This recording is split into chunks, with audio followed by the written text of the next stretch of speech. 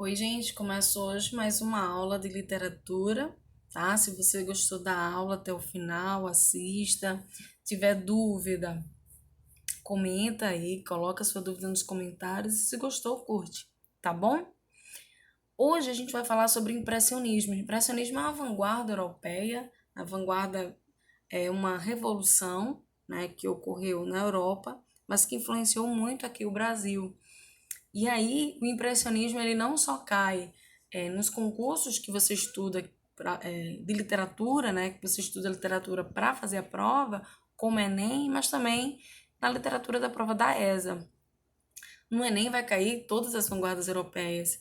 Na ESA, a única vanguarda que vai estar na prova, que pode estar na prova, melhor dizendo, é o impressionismo, tá? Então, já é o terceiro ano desse conteúdo lá no edital, impressionismo, mas ainda não caiu. Pode cair esse ano, 2020, tá bom? Então vamos estudar um pouco, entender o que é essa vanguarda europeia.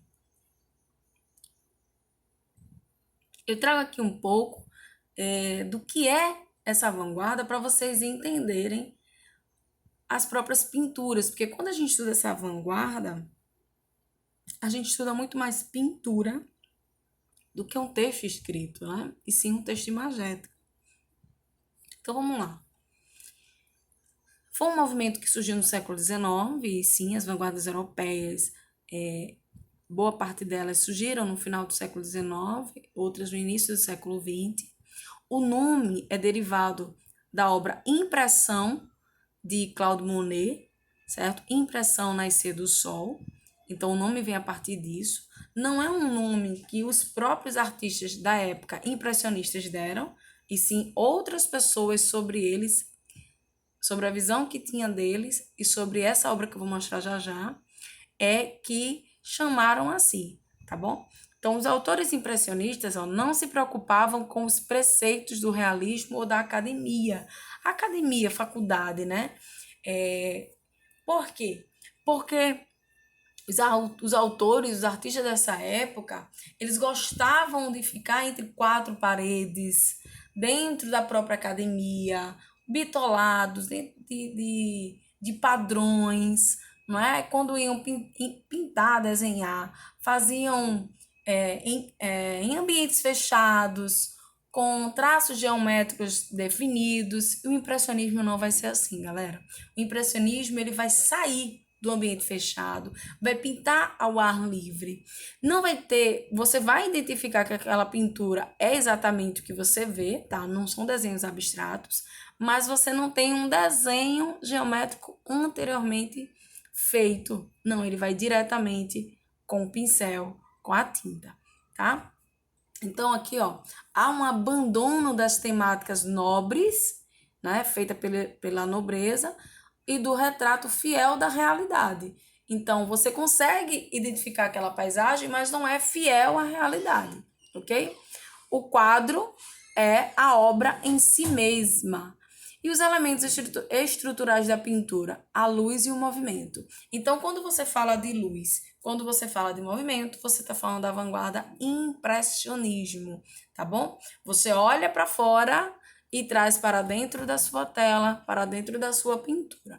Beleza? Então, palavras-chave: luz. E essa luz não é uma luz provocada, artificial, e sim natural, ok? E o movimento é a mudança do tempo. É muito importante isso para o impressionismo. Então, ele vai pintar ao ar livre, como eu coloquei aqui, ó. As telas eram pintadas ao ar livre para que o pintor pudesse capturar melhor as variações de cores da natureza conforme o tempo. Então, eles podiam pintar a mesma imagem pela manhã, a outra, a mesma imagem em outro momento, à tarde ou à noite. Alguns, como vocês vão observar lá na frente, também eles vão mudar a estação do tempo. Na mesma posição, a mesma imagem, só mudando aí o mês ou a estação. Esta daqui é a pintura que deu o nome da vanguarda impressionista, tá? Chamada de Impressão Nascer do Sol. Eu bem o sabia. Foi o que Louis Leroy escreveu sobre Claude Monet, sobre a pintura de Claude Monet, que é: pensava eu, se estou impressionado, é porque lá há uma impressão. E que liberdade, que suavidade de pincel, um papel de parede é mais elaborado que esta cena marinha. Então, percebam que vocês, de fato, podem observar aqui uma cena marinha, né? Embarcações, algumas indústrias aqui, ó. Nos parece que aqui é a lua, né? Então, possivelmente já é o entardecer ou a noite, né? Ou, como o próprio nome diz, pode ser o nascer do próprio sol, né? E aqui está a luminosidade, o reflexo do sol no próprio mar. Então, há muitas impressões sobre essa tela. Como ela é mais escura, a gente pensa que é a noite, né? Mas há essa relação da madrugada, né? Lá para as 5 horas e vai clareando o dia com o nascer do sol. Bom, isso aqui é o cânone grego, à nossa esquerda, o homem vitruviano no meio, de Da Vinci, e o cânone de 8 cabeças, que é o atual. Por que isso, gente? Aí é uma valorização do homem, né? São imagens, inclusive as duas primeiras, do humanismo, escola literária da Europa, né? Não ocorreu aqui no Brasil o humanismo, mas muitas escolas acabam inspirando no humanismo, que vai valorizar aí o antropocentrismo, o homem como centro do universo, as suas formas corporais, geométricas, nas pinturas, bem definidas, ó, quando vocês podem ver assim, ó, aos traços, né? Você faz um gráfico e vai colocando as partes do corpo para que eles sejam simétricos, tá? Mas o impressionismo não quer saber disso. O impressionismo quer saber da assimetria. Ele não quer saber dessa simetria.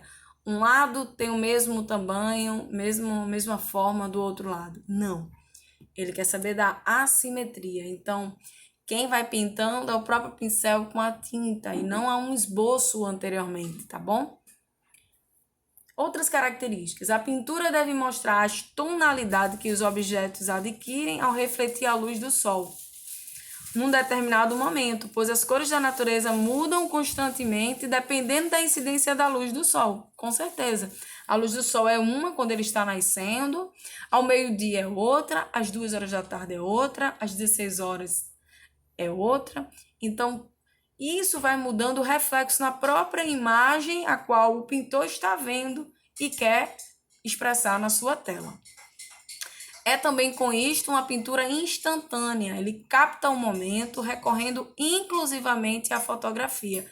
Como assim? Esta foi a época, né, que surgiu essa criação da fotografia. Final do século XIX, influenciou no século XX aqui no Brasil. E aí, era justamente a fotografia que captava um momento específico. Se você quisesse captar outro momento, teria que tirar uma outra fotografia, certo? Então, o impressionismo ele se influenciou por essa invenção da época, que foi a fotografia, tá? Outra característica. As figuras não devem ter contornos nítidos, pois o desenho deixa de ser o principal meio estrutural do quadro, passando a ser a mancha ou a própria cor. Então, como eu disse antes, não é para ser um desenho bem definido. Por isso o contorno não é tão nítido, é um pouco embaçado, né? As sombras devem ser luminosas e coloridas, tal como é a impressão visual que nos causam. Por quê? Essa impressão que a gente tem, luminosa e colorida? Pela influência da luz, né? A luz natural do próprio sol ou da lua. O preto jamais é usado em uma obra impressionista plena. Gente, isso aqui é muito importante. Percebam que se você for captar uma imagem à noite, ele, mesmo sendo à noite, ele vai utilizar tonalidades mais claras, tá? Porque a escuridão, o preto, na visão deles, é a ausência da luz, de fato, né? Então, se eu tenho a ausência da luz, eu não tenho mais o impressionismo, porque o que eles valorizam é a incidência da luz do sol, tá? Outras características, ó, o contraste de luz e sombra devem ser obtidos de acordo com a lei das cores complementares. Uma cor vai complementar a outra. Assim, um amarelo próximo a um violeta, produz um efeito mais real do que um claro escuro, muito utilizado pelos academicistas no passado. Então, tudo que eles puderem fugir do academicismo, daquilo que era feito entre quatro paredes, na academia, por exemplo, o pontilhado, né? Essa orientação viria a dar mais tarde origem ao pontilhado. Então, o pontilhado acaba sendo um pouquinho também embaçado, que é uma técnica que surgiu após o impressionismo. Outra característica, as cores e tonalidades não devem ser obtidas pela mistura das tintas na paleta do pintor, né? Você não tem que misturar duas cores para ter uma terceira cor. Pelo contrário, devem ser puras e dissociadas num quadro em pequenas pinceladas. É o observador, no caso nós, que ao admirar a pintura combina as várias cores e vai obter o resultado final. A mistura deixa, portanto, de ser técnica para se tornar óptica, ou seja, se você misturar as cores ali na paleta de cores, seria uma técnica. Eles não fazem isso. Eles fazem diretamente na própria tela, né, passo a passo, com pequenas pinceladas, e aí acaba uma cozinha, né, se misturando a outra. Então, isso acaba sendo no sentido óptico, ou seja, da visão do telespectador, do observador. Eles têm preferência pelos pintores em representar uma natureza morta do que um objeto, tá bom? Olha aqui outro exemplo. O Parlamento ao pôr do sol, de Claude Monet. Eu tenho aí, ó, uma pintura que vai mostrar algumas tonalidades que os objetos vão adquirir quando são o quê? Refletidos à luz do sol em um determinado momento, que nesse caso é o pôr do sol. Porque as cores da natureza vão mudar constantemente dependendo da incidência da luz do sol. Porque o sol ele pode estar aqui no pôr do sol, né, nesse momento, mas ele nasceu do lado de cá. Então, há uma outra tonalidade quando ele está nascendo, quando ele está no auge dele e quando ele está se pondo. Aqui a mesma imagem, galera, em estações do ano diferente. Então, eu tenho inverno, tenho primavera, verão, outono, né? Aqui o inverno, a gente tem o tempo mais nublado, né? Aqui eu tenho a Dama com Arminho, de Leonardo da Vinci, que aqui não é uma obra impressionista, tá bom? Porque você pode observar que os traços são bem definidos, é mais academicista. Aqui eu tenho uma obra impressionista de Claude Monet, que é a Madame Monet e seu filho. Um passeio e a mulher de sombrinha. Perceba que aqui está ao ar livre e você, apesar de identificar que é uma mulher e um menino, mas a pintura não é tão bem definida, né? Ele mistura a tinta na própria tela. Então, eu tenho um abandono das temáticas nobres, ou do retrato fiel da realidade, e agora o quadro como obra em si, e tendo os elementos estruturais, que é a luz, né? E o movimento. Perceba que se está voando aqui o vestido, o cabelo dela, há um movimento na própria tela, né? Uma outra obra de Monet, que é o Alameda de Jardim em Diverne, né? Acredito que seja assim, brasileiramente falando, é assim a pronúncia. As sombras devem ser luminosas e coloridas, percebe? O jardim, tal como é a impressão visual que nos causam. O preto jamais é usado em uma obra impressionista plena, ou seja, na sua totalidade você não vai ver o preto. Pode ver em alguns pontos específicos, ó. Aqui parece uma casa, né, por trás. A estação São Lázaro, também de Monet, o contraste de luz e sombras. Aqui você vê aqui o trem, né, vagão, as pessoas andando, algumas instituições, empresas, indústrias, lojas. Tem um amarelo também com violeta, que vai produzir um efeito mais real do que um claro escuro muito utilizado no passado. Olha aqui, ó, Rua Saint-Denis, 30 de junho de 1888, também de Monet. Né? Há um dia festivo para comemorar aí alguma coisa. E aí a gente percebe predominantemente o azul, vermelho, branco, né? Mas também algumas tonalidades um pouco mais escuras para identificar pessoas. Então, ó, as cores e tonalidades não devem ser obtidas pela mistura das tintas na paleta do pintor, e sim diretamente na tela, tá bom? Principais artistas, né, pintores dessa época, não são brasileiros, tá? Artistas europeus, que é onde surgiu o impressionismo. A gente tem o Monet, Claude Monet, tem o Manet, tem o Edgar Degas, que é conhecido como pintor das dançarinas, porque a maioria das pinturas dele é justamente dançarinas, e Renoir, certo? A gente pode dizer que o Monet foi um dos maiores artistas dessa pintura impressionista da época. Esse aqui é o Manet, o que foi o precursor foi o Monet, tá? Aqui eu tenho uma pintura dele, ó. Aqui o reflexo dela no espelho. Esse aqui é o espelho que você pode ver também as pessoas dentro do restaurante, né? Dentro do bar. Apesar dele não se considerar impressionista, né? Manet, ele acabou se reunindo como um dos grandes também artistas impressionistas, tá?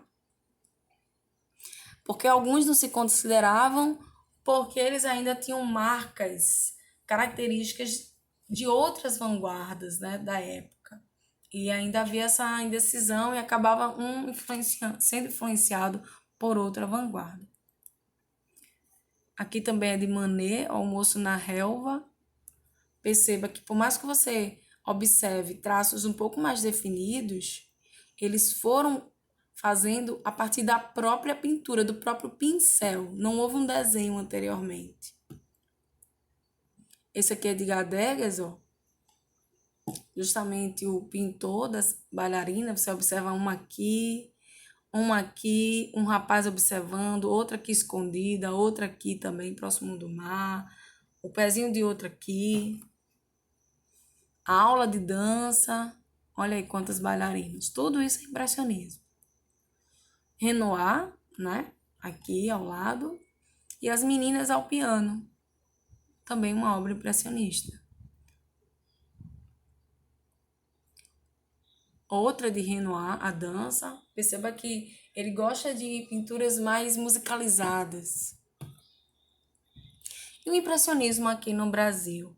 Bom, o impressionismo aqui no Brasil, ele foi influenciado pelo impressionismo europeu, e a gente tem nomes que nem são tão conhecidos quanto o dos artistas europeus, né? Como Eliseu Visconti, Almeida Júnior, Timóteo da Costa, Henrique Cavaleiro e Vicente do Rego Monteiro, como eu coloquei aqui. Chega aqui no início do século XX e Eliseu foi o que mais representou o impressionismo aqui no país.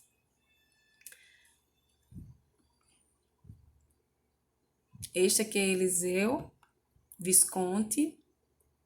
Aqui é uma pintura dele, ó. Uma moça no trigo, né? No trigal. A carta, ó.